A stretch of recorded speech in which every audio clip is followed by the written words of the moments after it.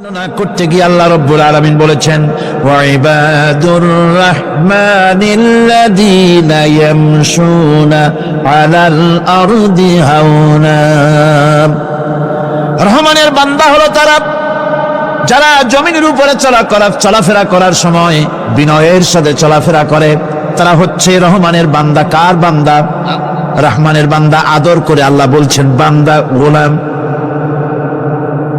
শয়তান নিজে অভিশপ্ত হওয়ার পর এর প্রতিশোধ নেওয়ার জন্য আল্লাহ পাকের দরবারে বলেছিল, আয় আল্লাহ, তোমার যেই বান্দাগুলির কারণে, তোমার যেই বান্দার কারণে আমার ইবাদতগুলি নষ্ট হয়ে গেল, আমি অভিশপ্ত হয়ে গেলাম, ওই বান্দাগুলিকে লোভ দেখিয়ে আমি যেমনে পারি সবগুলিকে আমি গোমরাহ করে দেব, পথভ্রষ্ট করে দেব।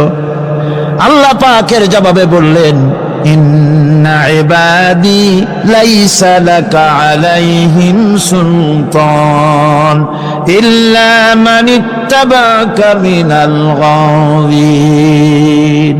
আমার বান্দাদের উপরে তোমার কোনো কর্তৃত্ব নাই। আমার বান্দা, আদর করে আল্লাহ পাক বলছেন, আমার বান্দাদের উপরে তোমার কোনো কর্তৃত্ব নাই। তবে হ্যাঁ, যারা তোমার কথা মান্য করবে তারা অবশ্যই গোমরাহ হয়ে যাবে, পথভ্রষ্ট হয়ে যাবে। কিন্তু আমার সত্যিকারের বান্দা যারা, তাদের উপরে তুমি গোমরাহি, তাদেরকে তুমি পথভ্রষ্ট করতে পারবে না। তাদের উপরে তোমার কোনো কর্তৃত্ব নাই। ভাইরা আমার, হযরত ঈসা আলাইহিস সালামের ব্যাপারে, হযরত ঈসা আলাইহিস সালামকে খ্রিস্টানেরা তারা বলেছে ওয়াকালাতিন নাসারাল মাসীহু ইবনুল্লাহ। মসিহ হচ্ছে কার ছেলে? নাউযুবিল্লাহ। বলেন সবাই নাউযুবিল্লাহ। তাকে যখন আল্লাহর ছেলে বলা হলো, আল্লাহর পুত্র বলা হলো, রব্বুল আলামিন তার জবাবে বললেন, ইন হুয়া ইল্লা আবদুন আনআমনা আলাইহি। তিনি তো একজন বান্দা, তিনি আমার বান্দা ছাড়া আর কিছুই নন। আমি তার প্রতি অনুগ্রহ করেছি। বান্দা, আমার বান্দা। আল্লাহ পাকের বান্দা হওয়ার ব্যাপারে কোন মানুষের লজ্জা থাকার কথা নয়। এমনকি আল্লাহ পাক ঈসা আলাইহিস সালাম সম্পর্কে বলছেন, লা ইয়াস্তানকিফাল মাসীহু আইয়াকুনা আবদান লিল্লাহি ওয়ালাল মালাইকাতুল মুকাররাবুন। মসিহ আল্লাহর বান্দা, তাতে কখনো বিন্দু মাত্র লজ্জা তিনি পোষণ করেন নাই যে আমি আল্লাহর বান্দা, আল্লাহর গোলাম। এটা কথা হইল? এরকম লজ্জা তিনি পোষণ করেননি। এমনকি তার নিকটবর্তী ফেরেশতা যারা, তারাও আল্লাহর বান্দা, গোলাম হওয়ার জন্য তাদের ভিতরে কোনো লজ্জা নাই।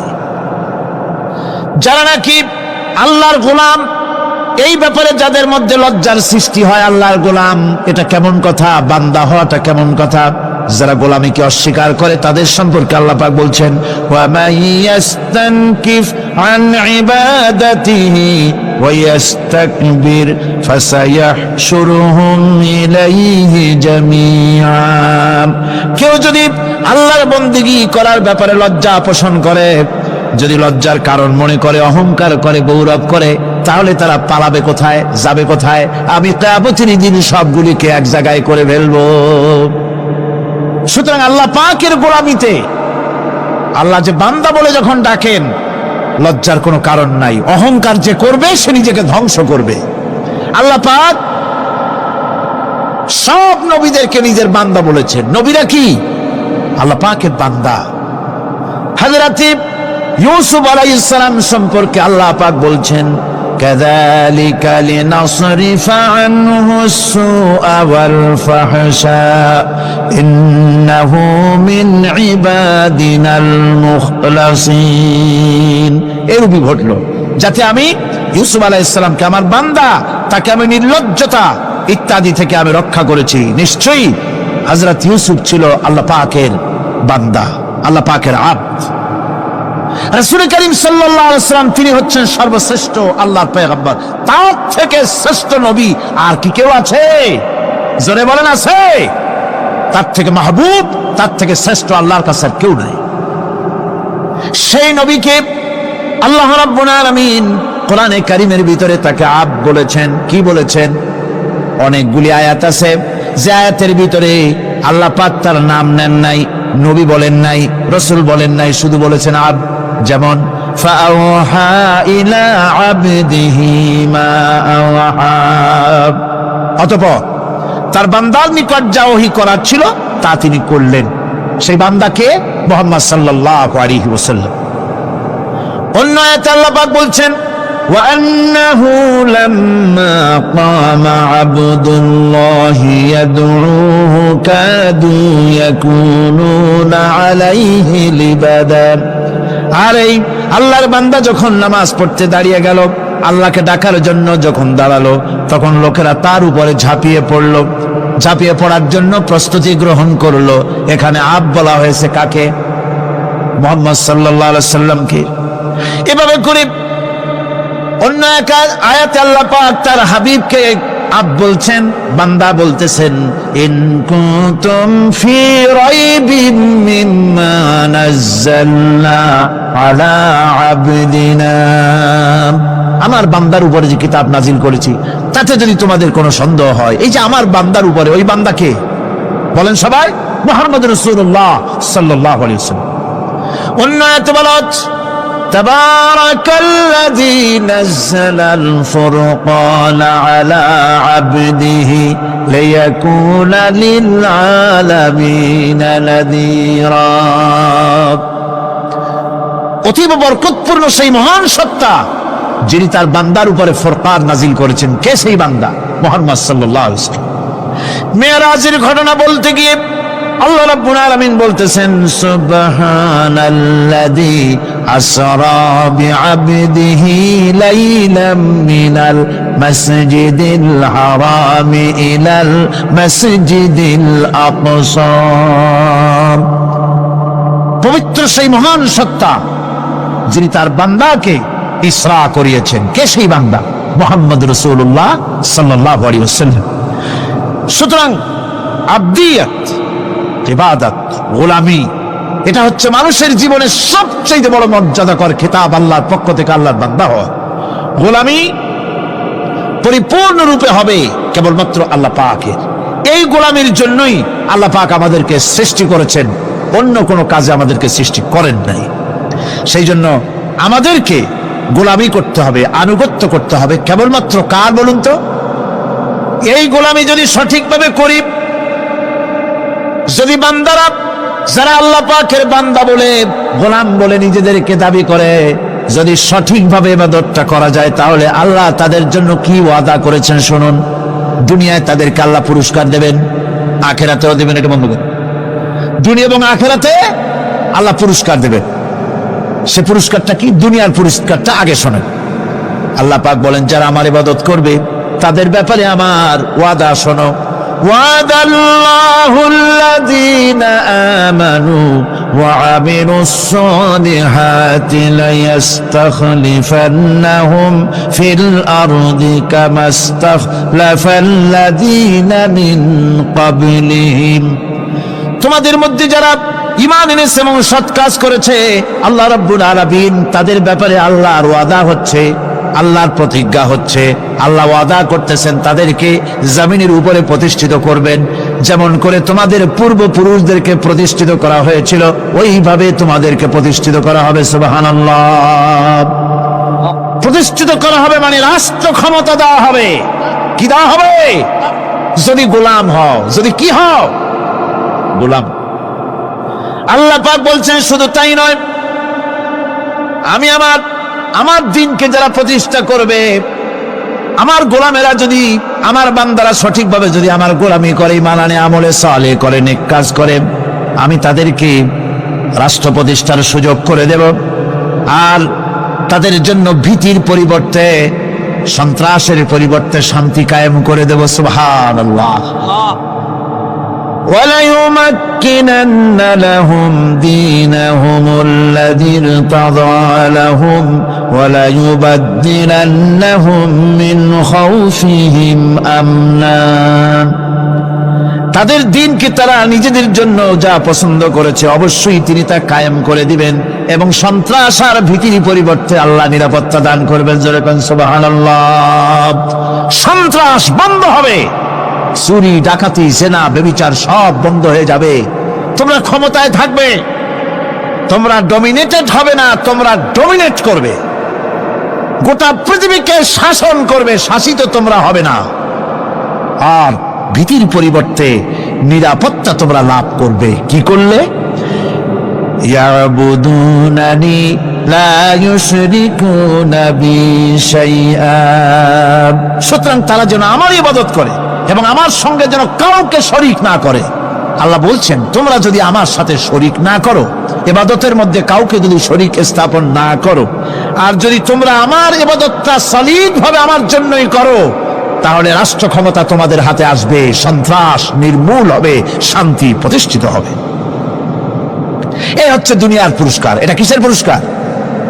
আর আখিরাতের পুরস্কারের কথা বলা হচ্ছে وَمَن يُطِعِ اللَّهَ وَرَسُولَهُ وَيَخْشَ اللَّهَ وَيَتَّقِهِ فَأُولَئِكَ هُمُ الْفَائِزُونَ। যে ব্যক্তি আল্লাহ এবং রাসূলের আনুগত্য করেছে, আল্লাহকে ভয় করে চলেছে, তার গজব থেকে বেঁচে রয়েছে, সেই হচ্ছে সফল কাম। সফল কাম মানে কি? কিয়ামতের দিন আল্লাহ পাক তাদেরকে জান্নাত দান করবেন। আল্লাহ পাক তাদেরকে কিয়ামতে কি দিবেন? জান্নাত দিবেন, চিরস্থায়ী শান্তির জায়গা, সেই জান্নাত লাভ করা যাবে। আজ ইবাদতের এই যে গুরুত্বপূর্ণ ইবাদত, এই ইবাদতের ভুল অর্থ সমাজের ভিতরে ছড়িয়ে আছে। সাধারণ মানুষেও ভুল করেছে, অসাধারণ মানুষেরাও ইবাদতের ভুল অর্থ করে ভুলের মধ্যে নিমজ্জিত আছে বিরাট সংখ্যক লোকেরা। সাধারণ মুসলমানেরা তারা যে ভুলটা করলো ইবাদতের অর্থ করতে গিয়ে, সেটা হলো এই, সাধারণ লোকেরা মনে করলো কয়েকটা অনুষ্ঠানের নাম হচ্ছে ইবাদত, নামাজ, রোজা, হজ, যাকাত, সাদকা, ফিতরা, এর নাম হলো ইবাদত। অনুষ্ঠান শেষে তারা নিজেদেরকে স্বাধীন মনে করলো। তারা আল্লাহ পাকের প্রত্যেকটি আইনের ধারাকে লঙ্ঘন করলো। বছরে একবার রোজা রেখে, বছরে 1 মাস রোজা রেখে মনে করলে ইবাদত শেষ। 5 ওয়াক্ত নামাজ পড়ে মনে করলে ইবাদত শেষ। আমি প্রশ্ন করি, 5 ওয়াক্ত নামাজের নামই যদি হয় ইবাদত, 5 ওয়াক্ত নামাজের নামই ইবাদত, এটাই যদি হয়, তাহলে 5 ওয়াক্ত নামাজ পড়তে সময় লাগে কত? উজু টুজু করে বড় জোর 1-1.5 ঘন্টা সময় লাগে 5 ওয়াক্ত নামাজ পড়তে। তো এর নাম যদি হয় ইবাদত, তার অর্থ কি দাঁড়াবে? অর্থ দাঁড়াবে আপনি 24 ঘন্টার ভিতরে 1 থেকে 1.5 ঘন্টার জন্য আল্লাহর গোলাম, বাকি 22 ঘন্টার জন্য শয়তানের গোলাম হতে কেউ রাজি আছেন? রোজার নামই যদি হয় শুধু ইবাদত, তাহলে তার অর্থ দাঁড়াবে বছরের ভিতরে 1টা মাসের জন্য আপনি আল্লাহর গোলাম, আর 11 মাসের জন্য শয়তানের গোলাম হতে কেউ রাজি আছেন? তাহলে বিষয়টা কি? বিষয়টা হচ্ছে নামাজ, রোজা, হজ, যাকাতি শুধুমাত্র ইবাদত নয়, আনুষ্ঠানিক ইবাদত তো বটেই, কম্পালসারি ইবাদত তো বটেই, কিন্তু শুধুমাত্র নামাজ, রোজা, হজ, যাকাত ইবাদত শুধুমাত্র নয়, এগুলি হচ্ছে ইবাদতের পার্ট, ইবাদতের অংশ। বরং জীবনের সব ক্ষেত্রে আল্লাহর হুকুমকে মানার নামই হচ্ছে, ভাইরা আমার, একদিকে নামাজ রোজা করছে, অন্যদিকে আল্লাহর আইনের প্রতিটি ধারাকে লঙ্ঘন করে চলছে, মিথ্যা ওয়াদা করে, মিথ্যা কথা বলে, সুদ খায়, ঘুষ খায়, জিনা করে, এরপরে অন্যের হক নষ্ট করে, প্রতিবেশীর হক নষ্ট করে, হারাম মাল খায়, হকদারের হক নষ্ট করে, প্রতিবেশীর হক নষ্ট করে, জিন্দা মুর্দা মানুষকে নিজের জন্য শক্তিধর বলে মনে করে, 1 টুকরা রুটির জন্য অথবা 1 ফোঁটা 1 ঘটি পানির জন্য কাফেরের কাছে হাত পেতে দাঁড়ায় থাকে। এই যদি অবস্থা হয়, এটাই যদি হয় ঈমান, আর এটার নামই যদি ইবাদত হয়, তাহলে এই পৃথিবীর মুসলমানের আজ লাঞ্ছিত কেন? আল্লাহর ওয়াদা কি মিথ্যা? নাউযুবিল্লাহি মিন যালিক। আমাদের ইবাদত যদি ঠিক হয়, যদি সত্যিকারের ইবাদত যদি আমরা করে থাকি, তাহলে ক্ষমতায় ইমানদারেরা নাই কেন? বিশ্বজুড়ে মুসলমানেরা লাঞ্ছিত কেন? তাহলে বুঝতে হবে ইবাদতের মধ্যে বিরাট গরমিল করে ফেলেছি, ঠিক কিনা? লক্ষ্য করুন, যেই লোকটা হজ করতেছি, উমরা করতেছে, নামাজ পড়তেছে, মসজিদ মাদ্রাসায় চান্দা দিতেছে, ওই লোকটি আবার ব্যাংকের থেকে সুদের টাকা নিয়ে ব্যবসা চালাইতেছে। ব্যবসা ঠিক রাখার জন্য, ইনকাম ট্যাক্স ফাঁকি দেওয়ার জন্য ব্যবসায়ীরা 2 ধরনের 3 ধরনের খাতা মেনটেন করছে। কথা ঠিক কিনা? মিথ্যা কথা বলছে, ঘুষ দিতেছে, বেশি করে বিদ্যুতের বিল যাতে না আসে সেজন্য যারা বিদ্যুৎ লাইনে আছে তাদেরকে পয়সা দিয়ে ম্যানেজ করতেছে। ঠিক কিনা? আমি পার্লামেন্টে বলেছি বিদ্যুৎ বাইরের থেকে আনতে হবে না, ঘুরে ঘুরে আবার বিদ্যুতের কথা আসলো। বিদ্যুৎ আনা লাগবে না, কারণ আমার দেশে চাহিদা হচ্ছে 2500 মেগাওয়াট, সেখানে 1800 মেগাওয়াট আমাদের আছে। আরেকদিকে 4টা বিদ্যুৎ প্রকল্প বন্ধ হয়ে আছে। ওই 4টি বন্ধ হওয়া প্রকল্প যদি চালু করা যায় তাহলে 2900 মেগাওয়াট বিদ্যুৎ উৎপাদিত হতে পারে বলে বিশেষজ্ঞরা বলেছেন। তাহলে আমাদের উদ্বৃত্ত 400 মেগাওয়াট থেকে যাবে। এইটাকে বাইরের থেকে আনার কোনো দরকার নাই। বিদ্যুতের অপচয় বন্ধ করুন, বিদ্যুতের চুরি বন্ধ করেন। মিল কল কারখানা যাদের আছে, লক্ষ লক্ষ টাকা বিদ্যুৎ বিল হয়, কিন্তু লাইনম্যানদের সঙ্গে ম্যানেজ করে গভর্নমেন্টকে ফাঁকি দেওয়া হচ্ছে। ঠিক কিরকম? তোমার নামাজের দাম কি? তোমার হজের 4 পয়সা দাম নাই। তুমি রাষ্ট্রকে ফাঁকি দিয়েছ, তুমি জনগণকে ফাঁকি দিয়েছ, তুমি দেশের শত্রু। টেলিফোনের বিল 1000 হাজার টাকা, লাখ টাকার বেশি বিল হয়, লাইনম্যানের সঙ্গে ম্যানেজ করে 500, 700, 2000 টাকা দিয়ে সারিয়ে দেয়। ঠিক কিনা? এরা জাতির শত্রু, দেশের শত্রু। এদেরকে ফায়ারিং স্কোয়াডে নিয়ে ক্লাস ফায়ার করে উড়ায় দেওয়া উচিত। এরা দেশের দুশ্মন। আজ সিস্টেম লসের নাম দিয়া বিদ্যুৎ চুরির আরেক ব্যবস্থা করা হয়েছে। সিস্টেম লস করে ওনারা নিজেরা, আর এর ভোগান্তি জনগণকে করতে হয়। কসাইয়ের মতো ছুরি দিয়া জবাও করে জনগণের কাছ থেকে সিস্টেম লসের চার্জ আদায় করা হয়। আমি পার্লামেন্টে বলেছি, মাননীয় স্পিকার, সিস্টেম লস এই নামটা উঠায় দেন, এই প্রথা বন্ধ করে দিন। বিদ্যুৎ ধার করা লাগবে না, আল্লাহ আমাদের দেশে যথেষ্ট দিছে, কোনো জিনিসের অভাব নাই। এখানে গ্যাস আছে, তেল আছে, বিদ্যুৎ আছে, পাট আছে, চা আছে, নাই কি? অন্তত 8.5 কোটি টাকার কাগজ গুদামের মধ্যে বন্দী হয়ে আছে। ভারতকে খুশি করার জন্য সে দেশ থেকে কাগজ এনে খবরের কাগজ ছাপানো হচ্ছে, আর 8.5 কোটি টাকার কাগজ নষ্ট হয়ে যাচ্ছে, আমার দেশের কাগজ। সুতরাং বলতেছিলাম একথাই বলতেছিলাম যে ঈমান আল্লাহর গোলাম হতে হলে ভুল করে বসেছি ইবাদতের অর্থ করতে। শুধু নামাজ, রোজা, হজ, যাকাত, মাজারে কিছু চান্দা দেওয়া, আগরবাতি, মোমবাতি, চাদর একটা দিয়া, পীর সাহেবরে 10,000 টাকা চান্দা দিয়া, মুছে তেল মাইখা দাঁত বাইর করে হাসেন। বেহেশতে তো গেছি, আর দেরি কত? বেহেশতে তুমি যাবা, এত সহজ? দেশকে ফাঁকি দিছো, দেশকে ফাঁকি দিয়েছ, জনগণকে ফাঁকি দিয়েছ, নিজের মেয়েকে ফাঁকি দিয়েছে। বিবাহের সময় টাকা পয়সা দিয়া বিবাহ টিবাহ করায় দিল। ব্যবসা, ধানি সম্পত্তি, বাড়ির সম্পত্তি সব ছেলেদেরকে দিয়ে দিল, মেয়েটারে ফাঁকি দিয়ে দিল। তাই না? এরকম ফুপুকে ফাঁকি দিল, বোনকে ফাঁকি দিল।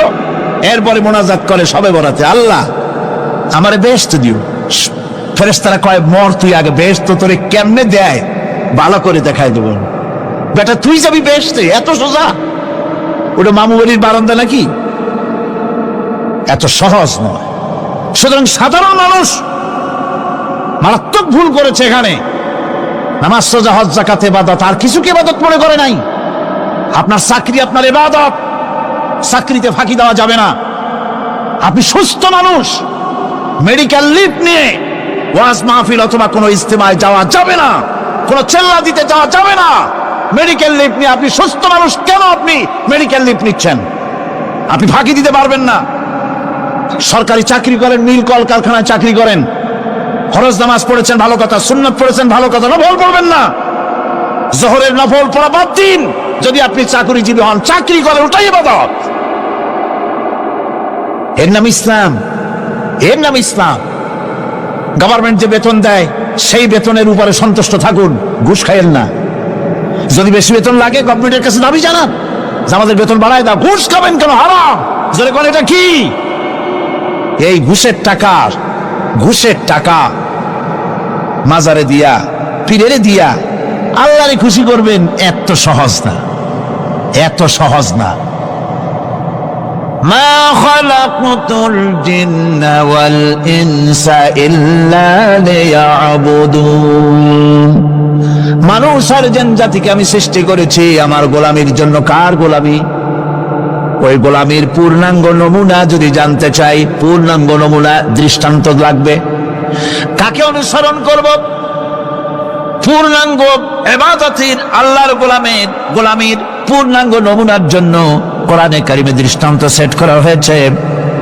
হযরত ইব্রাহিম আলাইহিস সালামের আল্লাহ পাক বলেন, ইয ক্বালা লাহু রাব্বুহু আসলিম ক্বালা আসলামতু লিরাব্বিল আলামিন।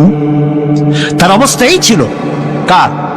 ইব্রাহিম আলাইহিস সালাম। তার অবস্থা এই ছিল যে তার রব যখন তাকে বললেন আনুগত্যের মস্তককে অবনত করে দাও, তিনি বললেন আমি আমার বিশ্বপালকের সামনে মাথাটা নত করে দিলাম। সুবহানাল্লাহ, কোন শর্ত ছাড়াই মাথা নিচু করে দিলাম। এই পন্থায়, তিনি যে পন্থাটা অবলম্বন করেছিলেন, এই পন্থায় চলার জন্য তার সন্তানদেরকেও তিনি হুকুম করেছিলেন। ووصى بها إبراهيم ببنيه ويعقوب يا بني إن الله اصطفى لكم الدين فلا تموتن إلا وأنتم مسلمون। ইয়াকুব এবং ইব্রাহিম আলাইহিস সালাম তার সন্তানদেরকে এই উপদেশ দিয়েছিলেন যে তিনি বলেছিলেন, হে আমার সন্তানেরা, আল্লাহ ছাড়া তোমাদের জন্য আল্লাহ পাক এই দ্বীনকে মনোনীত করেছেন। আল্লাহ পাকের আনুগত্য করবে, তার দ্বীনের প্রতি সারেন্ডার করবে। আর খবরদার মুসলমান না হয়ে যেন তোমরা মরে যেও না। মৃত্যু মুসলমান অবস্থায় থাকবে, অর্থাৎ মৃত্যু পর্যন্ত থাকবে কি অবস্থায়? মুসলমান অবস্থায়। أم كنتم شهداء إذ حضر يعقوب الموت إذ قال لبنيه ما تعبدون من بعدي।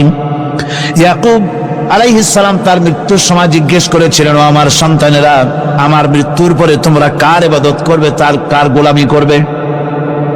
তারা জবাব দিলেন, قالوا نعبد إلهك وإله آبائك إبراهيم وإسماعيل وإسحاق إلها واحدا ونحن له মুসলিমুন।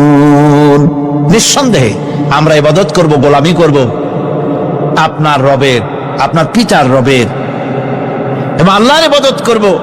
আপনিও আপনার পূর্বপুরুষ ইব্রাহিম, ইসমাইল যে আল্লাহকে ইবাদত করেছে, সে আল্লাহ পাকের ইবাদত আমরা করব এবং তার অনুগত হয়ে থাকব। দাসত্ব এবং দাসত্বের গোলামির পূর্ণাঙ্গ নমুনা হচ্ছেন হযরত ইব্রাহিম আলাইহিস সালাম। আল্লাহ গোটা জমিন যখন শিরকের অন্ধকারে ডুবে গিয়েছিল, তখন হযরত ইব্রাহিম আলাইহিস সালাম তাওহীদের আলো জ্বালিয়ে দিয়েছিলেন। এই নিবেদিতদের ইমাম হিসাবে আল্লাহ পাক তাকে ঘোষণা দিলেন। কোরআনে কারীম বলছে, وَإِذَا ابْتَلَى إِبْرَاهِيمَ رَبُّهُ بِكَلِمَاتٍ فَأَتَمَّهُنَّ قَالَ إِنِّي جَاعِلُكَ لِلنَّاسِ إِمَامًا। ইব্রাহিমকে তার রব কয়েকটি বাক্য দিয়ে পরীক্ষা করলেন এবং তিনি সেই পরীক্ষাগুলোতে পাশ করলেন। তখন আল্লাহ রাব্বুল আলামিন তাকে বললেন যে আমি তোমাকে গোটা বিশ্ব মানবতার জন্য, গোটা বিশ্বের সমস্ত মানুষের জন্য আমি তোমাকে নেতা বানাবো। সুবহানাল্লাহি ওয়া বিহামদিহি। প্রথম পরীক্ষা হলো গতকাল বলেছি সে আগুনের পরীক্ষা, সেখানে আল্লাহ পাক তাকে পাশ করালেন, তিনি পাশ করলেন। দ্বিতীয় পরীক্ষা ছিল বিবি এবং নবজাতক সন্তানকে নিয়ে আল্লাহ হুকুম করলেন এই বিবি আর বাচ্চারে নিয়ে মরুভূমিতে রেখে আসো। মরুভূমিতে যেখানে ঘর নাই বাড়ি নাই, সেই জায়গায় বিবি এবং বাচ্চাকে রেখে যাওয়ার সময় তিনি বললেন, রব্বানা ইন্নী আসকানতু মিন যুররিয়াতি বিওয়াদিন গায়রি যী যাররিন ইনদা বাইতিকাল মুহাররাম। হে আল্লাহ রাব্বুল আলামিন, আমি পানি এবং তরুলতাবিহীন এক মরুভূমির ভিতরে আমার বংশের একটি অংশকে এখানে রেখে গেলাম। তোমার ঘরের কাছে পুনর্বাসিত, আমি তাদের কাছে, এই ঘরের কাছে, সম্মানিত ঘরের কাছে রেখে গেলাম। পরীক্ষায় তিনি পাশ করলেন। হযরতে হাজেরা প্রশ্ন করলেন, ইব্রাহিম, পানি নাই, খাবার নাই, মানুষ নাই, ঘর নাই, বাড়ি নাই, মরুভূমির ভিতরে আমাকে আর আমার বাচ্চারে ফেলে রেখে যাচ্ছ কেন?